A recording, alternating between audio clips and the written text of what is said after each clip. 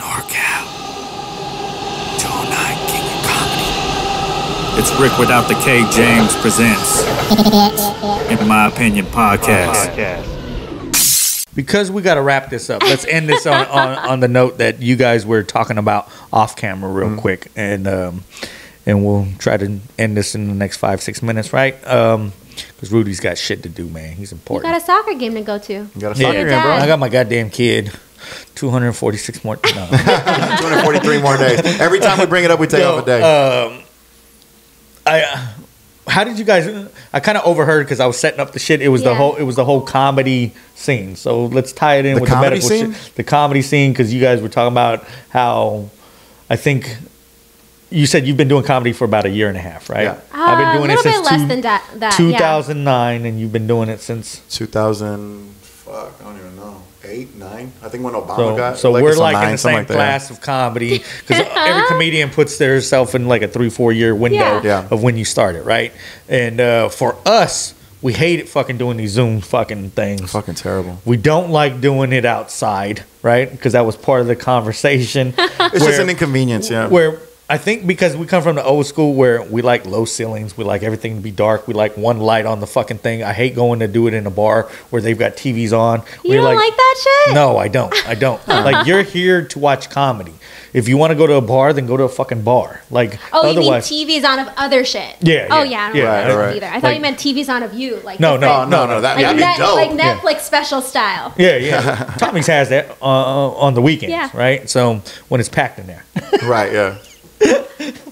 But what were you guys discussing? I kind of overheard that, and then where you was like, no, I like the comedy scene. We were talking about the evolution of comedy. And it was like part of, are you scared of it being closed down again? And you were like, no, because I think we're all a little bit scared of it closing down because some of us actually make money doing this, right? When I've put my career in that point where I'm like, unless you're gonna book me as feature or headliner, I'm not doing shows no more. I'm not gonna do a free show, Yeah, because I've already paid my dues, right? And you're in that part where you're having to pay your dues, and that part fucking sucks. But it's part of the growing pains that you got to do in this bullshit, right?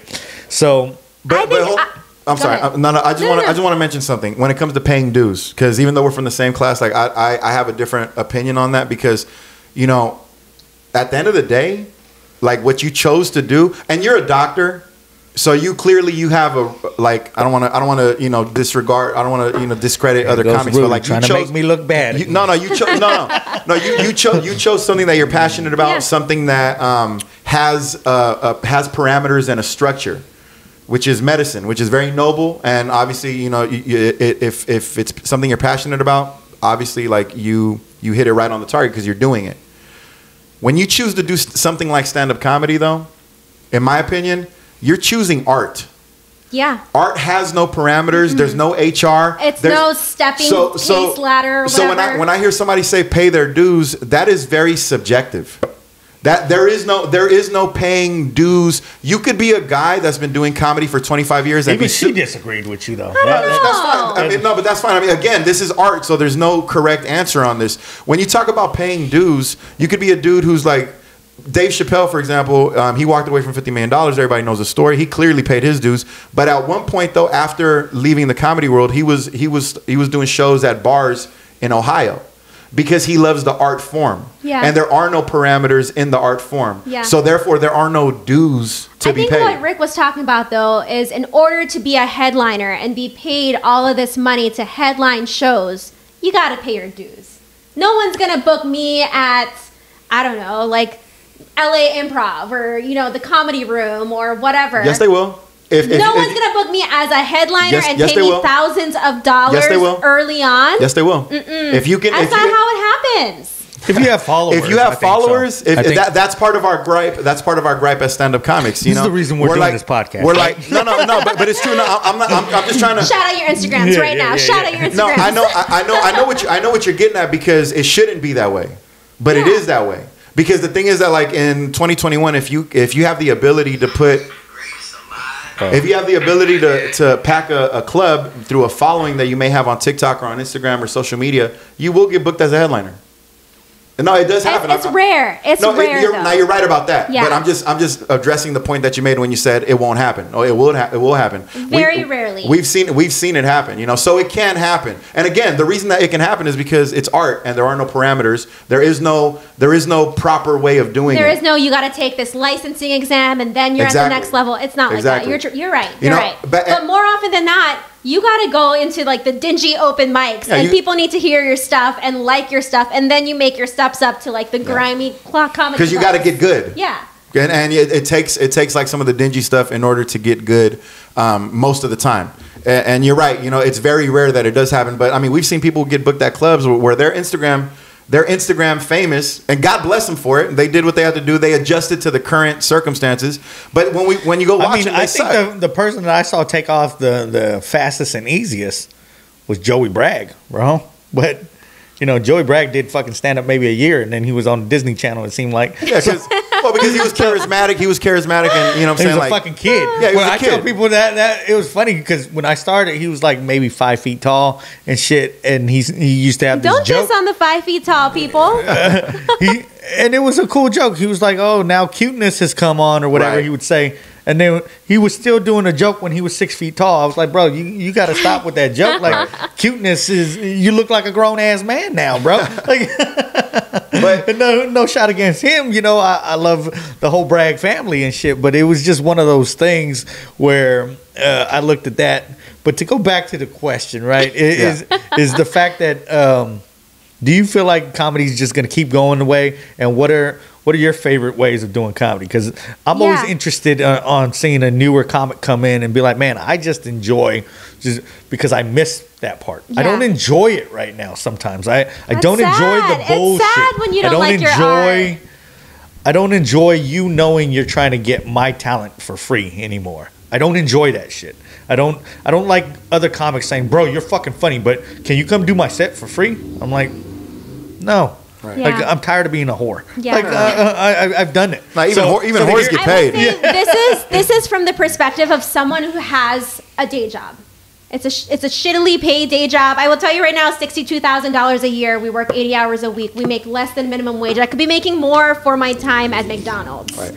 But someone who has a steady day job, right? Mm-hmm. So I have the luxury of enjoying doing these shows for free or for like whatever the tip comes out to be, you know? Mm-hmm. I enjoy shows where like the audience is there for comedy.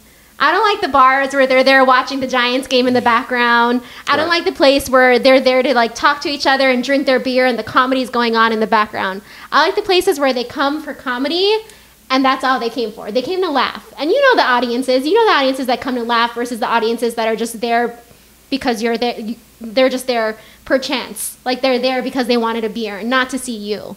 So I've been booked on great shows where like it's a comedy show. It's not, oh, you're here at this random restaurant and people are trying to have their ribs and their beer and just by chance there's a comedian there. Do you like the outdoor, like Alameda Comedy Club is one of the spots that was... Oh, when I did Alameda, I was indoor. So that was like before they went back outdoor.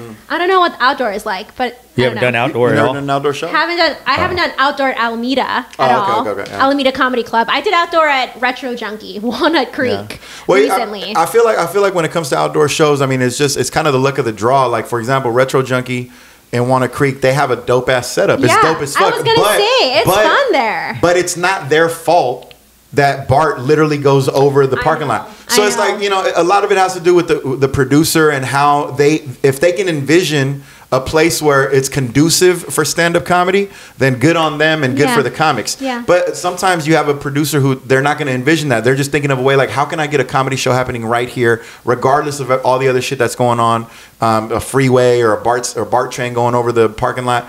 If you have a producer who can envision that, then you're gonna have a better show. And that's what sets producers apart. I feel like now that I've been in the scene, the Bay Area scene, everyone is a comic. Almost everyone produces at the same time. Yeah. And there are good producers who think about like, you know, is it gonna be a good comedy show? And then there are bad ones who are just like, I just want to get something together so that I can have comics on, and then hopefully those comics are gonna book me on their shows. Mm-hmm. Right. You know, it's sad. And that's what comes up. That's how the bad shows come. I don't think it's sad. I mean, honestly, I would recommend every stand-up comic try producing a show. You know, because seriously, I would recommend. Literally every stand-up comic should try producing a show because you should. You should see how much work it is. You should understand what it is. You know, that way you're not acting like a little bitch when somebody's trying to give you some stage time and you come in like a prima donna, because a lot of people will choose to come in as prima donnas and be like, oh, this is not comedy. Well, I mean, you haven't been doing it long enough to understand like why somebody's trying to do a show like this. Yeah. Because there's only so many clubs and we're not all going to get booked at the clubs. Yeah. So you have to try to create a place, or just say you're not really that into it. You know what I'm saying? Just be honest. Be like I like doing stand-up comedy, but only if all the circumstances are perfect and conducive to the way that I want them to be. I mean, just say that. Then your name is Rick James. Yeah, because that's. No. But on to add to what you're saying is, I've produced so many shows, and done shit where and it takes work. I think at this point I'm like I'm more choosy, and I like it though. I don't feel like I have to get up to, oh man, I'm going to forget my jokes. Every now and then I'll be like, oh, I got a bigger show coming up, and I'll go do a guest spot somewhere, or I'll go do that. And that's the part of the comedy that I like now, because I knew it was getting to the point where I was like, dude, I don't even like doing this shit. And if I don't like doing it, why am I doing it? Like, because especially starting in year one or two, I know for me, I didn't realize how much it cost to drive there, how much my 2-item minimum was. I was doing it 5 to 7 days a week. Yeah. So, and I live out in Modesto. So there's no fucking comedy scene out there. You know, there's somewhat. You have to go places for it. But I would have to drive to either SAC or I'd have to go to the Bay Area. Yeah. So it would cost me money. By the end of I'm like, shit, I spent $800 this month on doing comedy. Yeah, that $40, $50 you get paid for those 10-minute spots, they don't equal out the $800 in gas and food. I mean, I don't give a fuck how much of an artist you are. You got to count your money. Yeah. You know what I'm saying? Yeah. So, you know, you could be an artist all day. To answer your question, though, I think comedy is here to stay. I don't think comedy clubs are going to shut down. I think people are depressed as is, that people need to laugh. And we are spoiled in America that we can do that because, you know, obviously other countries, they can't. They're either COVID is so bad, like how it was in India, how it still is in India, or they got shitty dictatorships like North Korea or somewhere like that. So we're spoiled that we shitting comics, so they couldn't do it either way. But also stand-up comedy. Stand-up comedy is a very American thing. Yeah. You know, like we're the perfecters of it. So I mean, this is where you come to do great. I'm not saying they don't do stand-up comedy other places. Obviously they do, you know. But we are the perfecters of this art form. So it's our thing, and that's part of the reason why it won't go away. Because on top of what you just mentioned, and to bring it back to what we were saying off air or off the mic, all art is subversive. So when somebody tells you to not do something, that's when you want to do it the most. So if people, like, for example, cancel culture was a very hot topic over the last couple of years in the comedy world. If somebody tells you not to say something, you're gonna want to say it. You want to be that one guy that says it on your set. And you're not just gonna want to be the one guy. You're also gonna want to participate in an audience that's going to see that one guy say it and laugh at it. Yeah. So for that reason alone, like, you can never really kill it. Like, stand-up comedy is like energy. You can't kill it. You can only transfer it. Yeah. Therefore it'll never die. You know, and God bless, because I don't ever want this shit to go away. Because you need a job. No, and because I want to be able to say whatever the fuck I want to say whenever the fuck I want to say it. You know what I mean? That's the beauty of stand-up comedy. Boy, Charlie Murphy, my main man, Rick James. That's the one you think, the comedian Rick James. Get up. I can't hear my neighbor crying. I can't breathe. Please hit the subscribe button down low so you can see all new clips, all new episodes coming to you.